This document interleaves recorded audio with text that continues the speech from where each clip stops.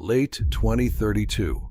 That is when the Social Security Retirement Trust Fund runs out of money. 23%. That is the automatic cut to every single benefit check if Congress does nothing before that date. Not a proposal, not a maybe, written into federal law. The money runs out, the cut happens. No vote required. If you are collecting Social Security right now, or counting on it, the next few minutes could change how you plan the rest of your life. Not because the news is bad, but because understanding what is actually happening is the only way to make a decision that protects you. In this video, we are going to cover exactly how this happened, what Congress can realistically do about it, and what you should be thinking about right now while there is still time to act. Because the people who come out of this okay will not be the ones who panicked. They will be the ones who understood what was coming and made a decision before it arrived. What does a 23% cut actually mean in real life? Because it is easy to hear a percentage and not feel it. So let's make it real. The average Social Security check right now is $2,076 a month. That is what millions of retirees are actually living on. Let's take someone on that exact benefit. Rent, $900. Medicare Part B premium, $206. That comes out automatically before they see a single dollar. Groceries, utilities, prescriptions. By the end of the month, roughly $200 left. That is the margin between okay and not okay. Now cut that check by 23%. It drops from $2,076 to just under $1,600. Nearly $500 a month gone. That is not an inconvenience. That is the difference between staying in your home and having to leave it, between refilling your prescriptions and rationing them, between eating what you need and calculating what you can afford. And this is not a worst-case scenario. This is the average check.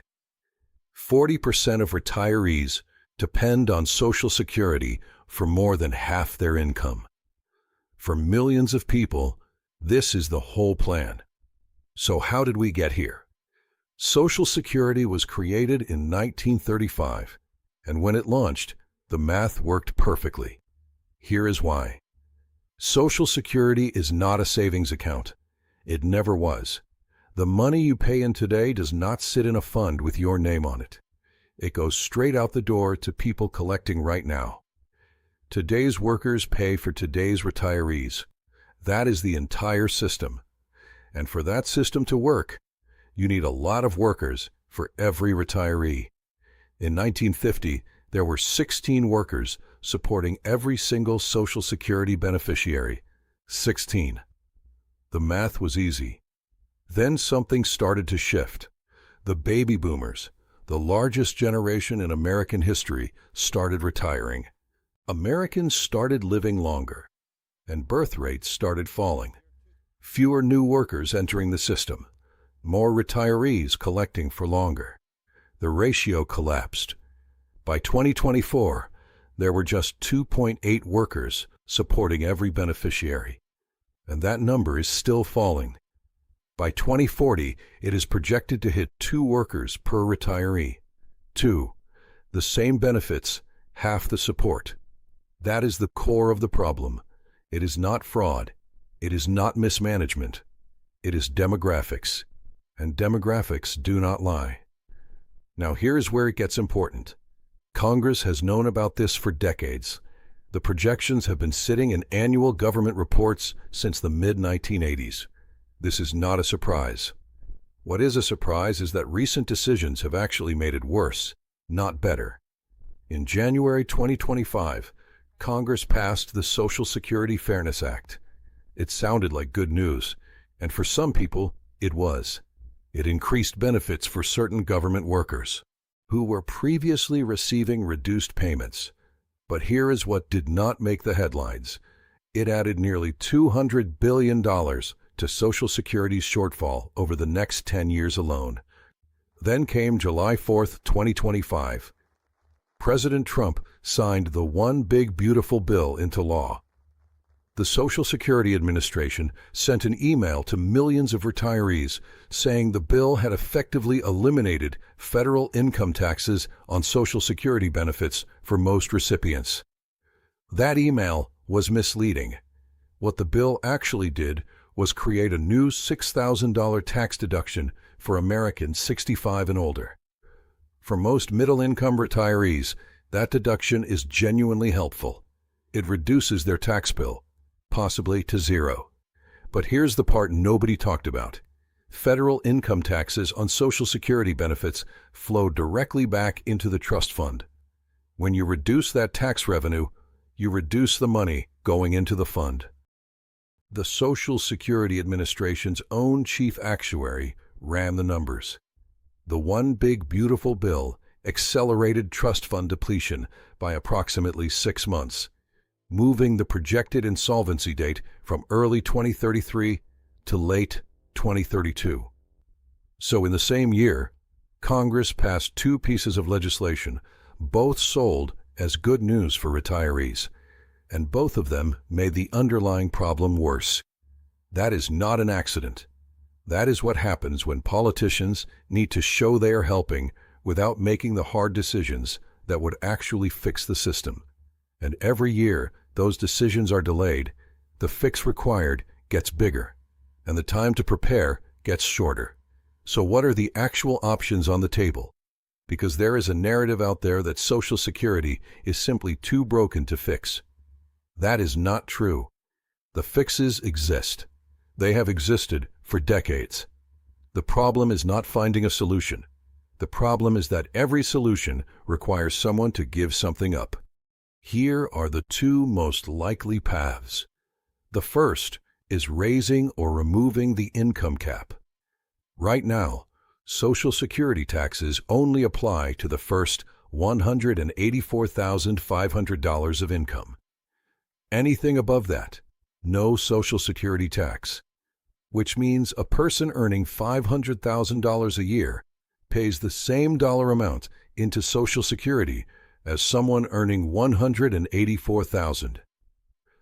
Removing that cap would bring significantly more revenue into the system without touching middle-income workers at all. But high earners vote, and high earners donate, which is why this option keeps disappearing. The second path is adjusting benefits. This could mean reducing payments for higher-income retirees, changing how cost of living increases are calculated, or raising the full retirement age. Here's who gets hurt by that option. The people who built their entire retirement plan around the current numbers. The people who were told what to expect and planned accordingly. The most likely outcome is some combination of both. That is what happened in 1983, the last time Congress actually fixed Social Security. They raised the retirement age. They increased the payroll tax. It worked. But that was over 40 years ago, and Congress has not touched it since. The clock is now at 6 years, and 6 years sounds like a long time until you realize the last fix took years of negotiation just to reach a vote. So what does all of this actually mean if you are in your 60s right now, or already collecting? The first thing to understand, Social Security is not going away. Even if Congress does nothing before 2032, the program still exists. It still pays benefits, just not full benefits. 77 cents on every dollar promised. But a 23% reduction on a fixed income is not something most people can simply absorb. So here are the things worth thinking about right now. The first is your claiming age. If you have not claimed yet, this decision is more important than ever. Every year you delay claiming past your full retirement age, your benefit increases by 8%, up until age 70. That means someone who waits from 67 to 70 locks in a benefit that is 24% higher, which means even if cuts come, a larger base benefit gives you more protection. The second is your budget. Take your current monthly Social Security benefit, reduce it by 23%, Can you cover your essential expenses on that number? Rent or mortgage, Medicare premiums, prescriptions, groceries. If the answer is no, that gap needs a plan. A good starting point is running your actual numbers through a retirement calculator. Tools like Bolden or New Retirement let you model exactly what a cut would mean for your situation, based on your specific income, expenses, and timeline. We have linked one in the description below. The third is reducing dependence on one single source. Social Security was never designed to be someone's entire retirement income. It was designed to replace around 40% of pre-retirement earnings. For millions of Americans, it became much more than that. If Social Security represents the majority of your monthly income, building even a small additional income stream now changes the equation significantly. That could be a part-time income, a small investment account, something that reduces how much you rely on one number that is now carrying real uncertainty. None of this requires drastic action. It requires clear thinking. And the people who do that thinking now will be in a very different position than the people who wait and see. Here is the honest truth about where things stand. Congress knows this problem exists. They have known for 30 years. The trustees publish a report every single year, laying out exactly what is coming. And every year, the response from Washington is the same. Delay, deflect, wait for the next election cycle. The 1983 fix only happened because the fund was weeks away from missing payments. Weeks. That is what it took to force action. Which means there are two realistic scenarios for what happens before 2032. Congress waits until the last possible moment and passes another emergency fix. Painful for everyone, but the program survives intact. Or Congress doesn't act in time. The automatic cut kicks in, and 71 million Americans open their bank accounts one morning and find a smaller number than they expected. Nobody can tell you with certainty which scenario plays out. What is certain is that the outcome for you personally has very little to do with what Congress decides, and everything to do with what you decide. The people who will be okay are not the ones waiting for Washington to protect them. They are the ones who looked at the numbers honestly, understood what was at risk, and built a plan around reality, not around a best-case scenario. That is not pessimism. That is the only kind of preparation that actually works. If this channel is giving you clarity on things the news is not explaining, subscribing means you will not miss what comes next. The next video covers the one Social Security claiming decision that most people get completely wrong, and how fixing it could mean hundreds of dollars more every single month. That one is worth watching.